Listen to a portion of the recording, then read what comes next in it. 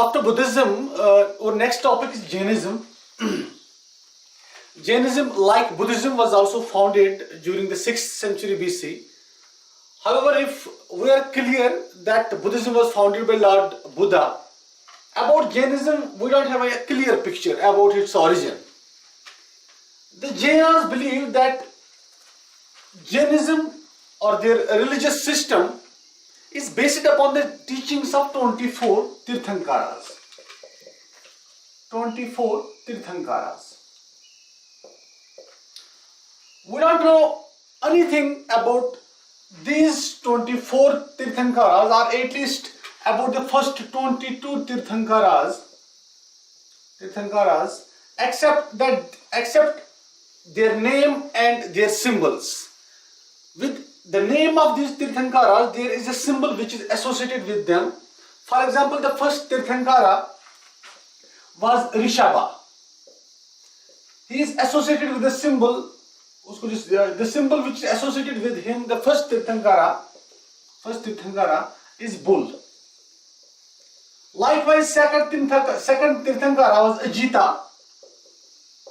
He is associated with the symbol elephant. Similarly, there is a name and a symbol with all the other Tirthankaras, and where the 24th and the final Tirthankara was Lord Mahavira himself. Lord Mahavira. So Jainas believe that their religion is the work of the 24 Tirthankaras. Their 24th Tirthankara, that was Lord Mahavira, who was the real founder of this Buddhism. Lord Mahavira was the real founder of this Buddhism. There is 23rd Tirthankara. His name was Parasvanatha. We have some information about him. About Parasvanatha, we are seeing that he lived some 250 years before Mahavira. And the parents of Lord Mahavira were the followers of Parasvanatha, were his followers. However, except this information, we don't know much about these Tirthankaras, but the real life of Jainism in India started with the 24th Tirthankara, who was Lord Mahavira. Vardhamana Vahamira. His name was Vardhamana Mahavira. He is the real founder of Jainism in India. Lord Mahavira was born in 540 BC at a place called Kundagrama near Vaishali. Okay, he was born in 540 BC at Kundagrama near Vaishali. His father's name was Siddhartha. Siddhartha was his father. His wife was Yasoda, and he had a daughter called Anuja. Anuja was his daughter. Lord Mahavira left his home.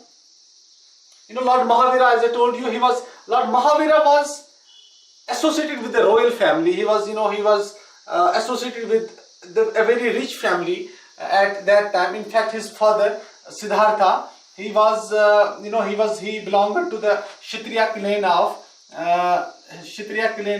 Natrikas. He belonged to the Kshatriya clan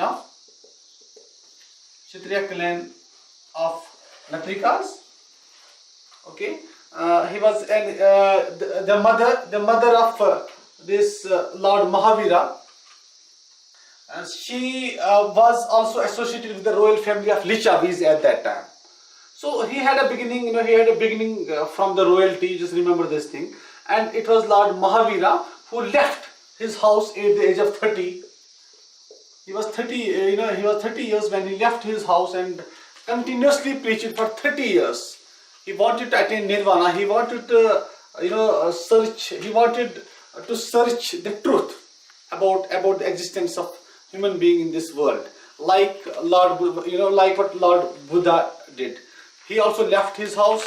Lord Mahavira also left his house. He left his house, Lord Buddha, at the age of 28. He also left his house at the age of 30. Both were associated with the royal priestly families during those times. So these they had the similarities. Both Jainism and Buddhism had the similarities, except that Jainism did not become very much popular as compared to Buddhism. Now, this this is the background. This is a brief background about the life of this Lord Mahavira, Vardhamana Mahavira, who was the real founder of Jainism in India. Now we will come to the teachings of Jainism. We will come to the teachings of Jainism. So what are these teachings? It's important from the examination point of view. The Jainas believed what they call as the 5 principles. It's the first important teaching. They believed in the 5 principles or the 5 vows. They believed in the 5 principles. What are these 5 principles? First principle was, they believed in, this ahimsa. They believed in ahimsa, which is also known as non-violence. Okay. They believed in apagraha. This is the Jain terminology. They believed in apagraha, which means non-possession of property. Non-possession of property. They believed in asteya, which means, not to accept anything, which is not freely given. Okay. So their fourth important principle, what they believed in, was satya, truth. They believed in truth. And the fifth one was, brahmacharya.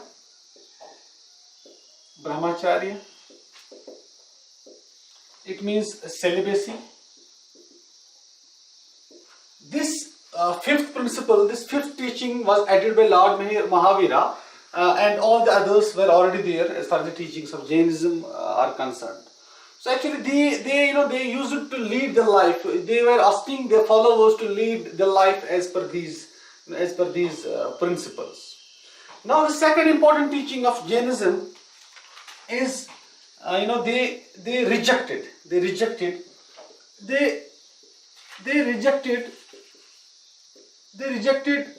Vedic system of rituals and sacrifices. They rejected the caste system. They rejected all the samaskaras and the evils and the superstitions which were prevailing during the this Vedic times. So this was another important teaching of Jainism. Furthermore, the third teaching of Jainism, they believed in the theory of karma and transmigration of soul. They believed in the theory of karma and transmigration of soul. Karma, as you know, is it is a philosophy which believes that man is the architect of his own destiny.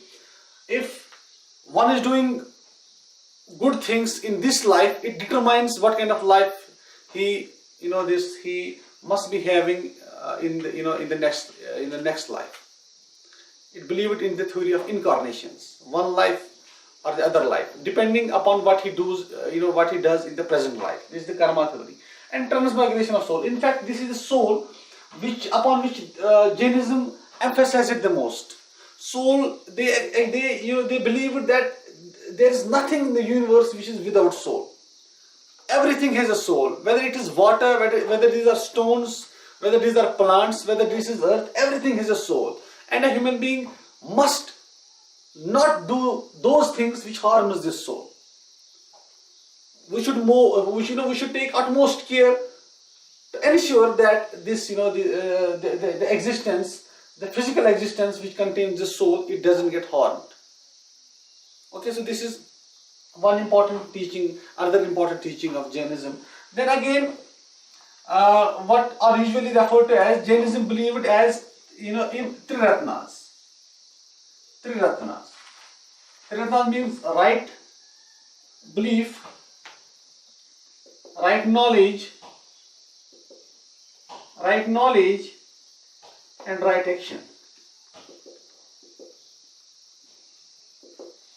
Jainism believed in three ratnas: right belief, right knowledge, right action. A person must possess these virtues in order to attain a nirvana, in order to attain, a life free from the birth and rebirth. So this, they emphasize it upon these three ratnas. Furthermore, this Jainism, they emphasize it upon the tough monastic life, tough, strict code of conduct. Jainism emphasizes it upon the tough, a strict code of conduct, whether for the laymen or whether for the monks.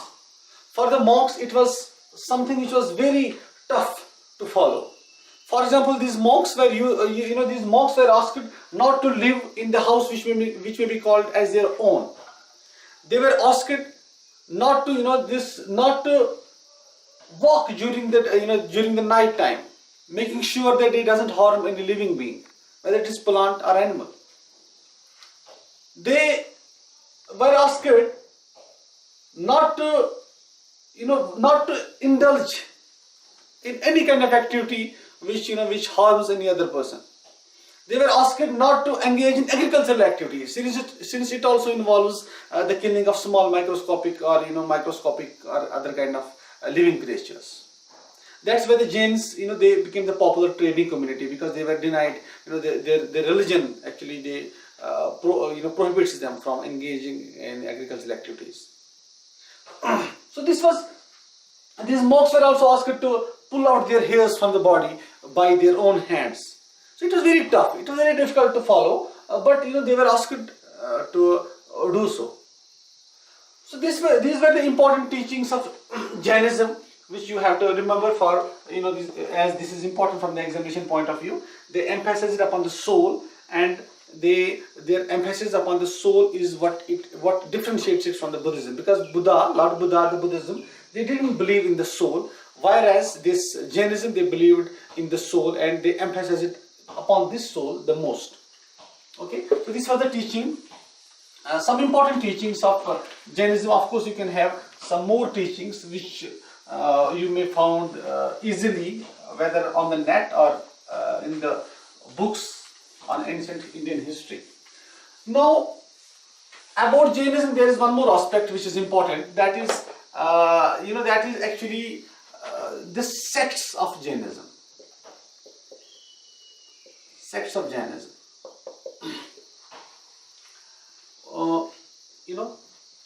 Sects of Jainism. The sects of Jainism are Digambaras and Svetambaras.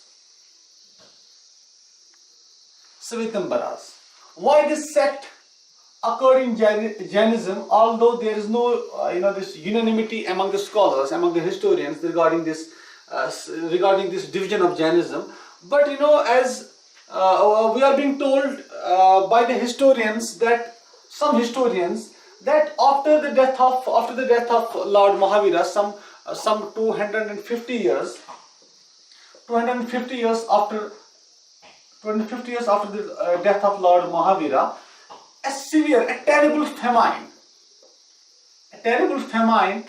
occurred in Magad, in the land of Magda, which made it difficult for the followers of Jainism, or for the or for the monks to follow that code of conduct which was given by the Lord Mahavira.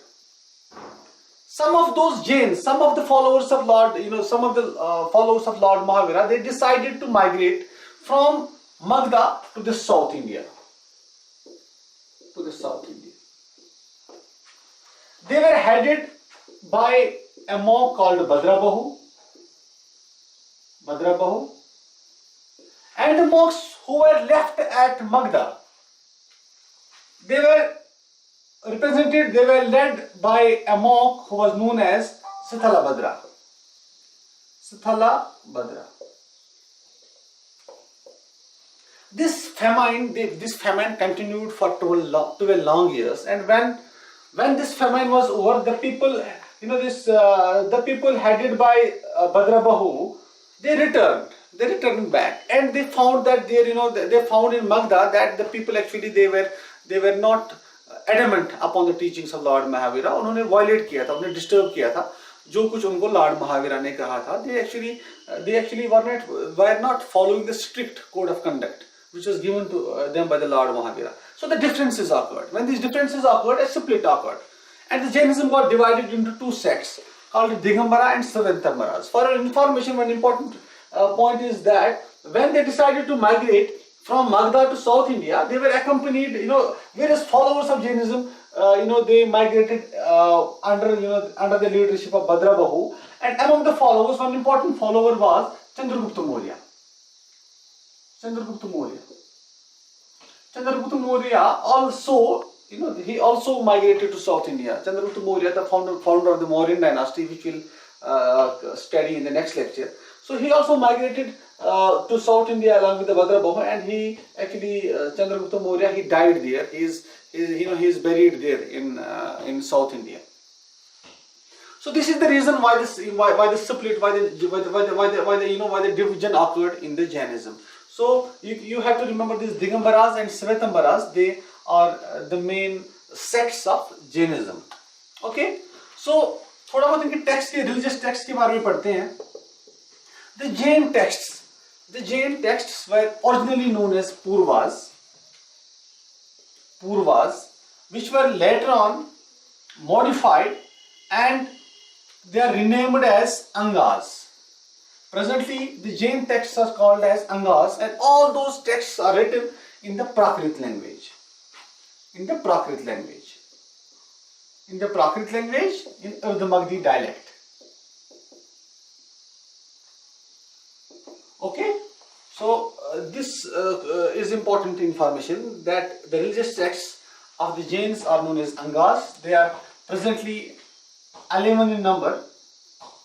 They were 12, but some were lost.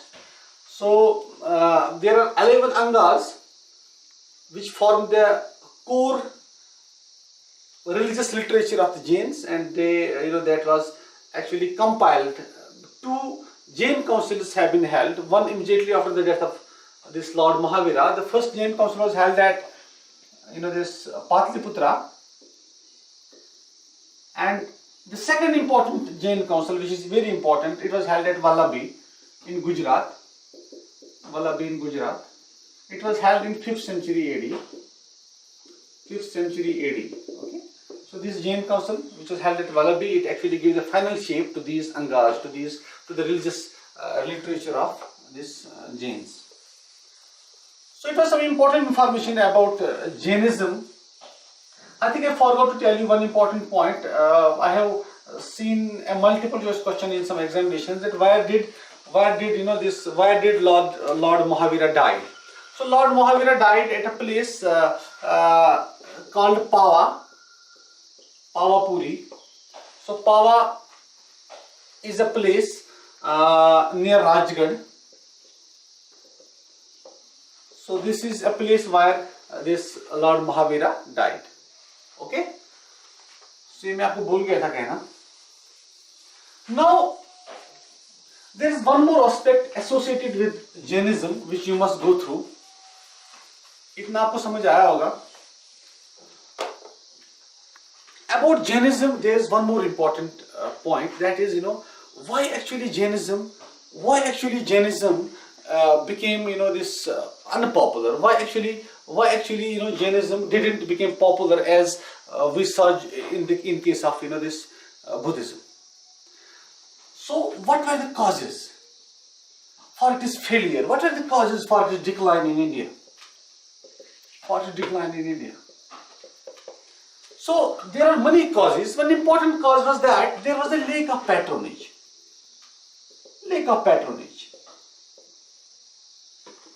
We no doubt there were the kings like there were the kings like Kharavela of Kalinga, and some other kings of Chalukyan dynasty which patronized the Jainism, but it was no match for the kings like Ashoka and Harsha in case of Buddhism, which became very popular due to their efforts. There was nothing that kind of patronage which was given to the Jainism which could have possibly made it popular in India.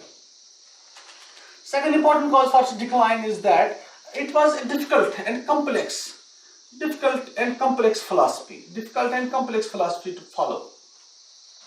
Complex, this philosophy. Well, it was difficult to follow for a layman or for a monk. As I told you that they had to pull out the hairs from their bodies, so it was very difficult for the people to follow that. So they were told not to do agricultural activities, which was again difficult for them to follow.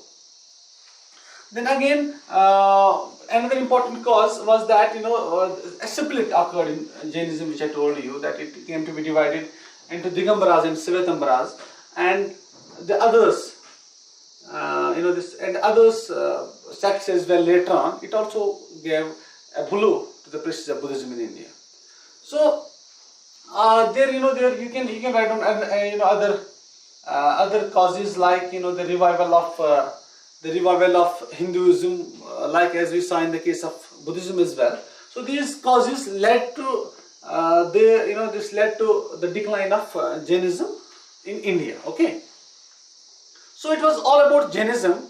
So I hope you can surely come across some questions from this component.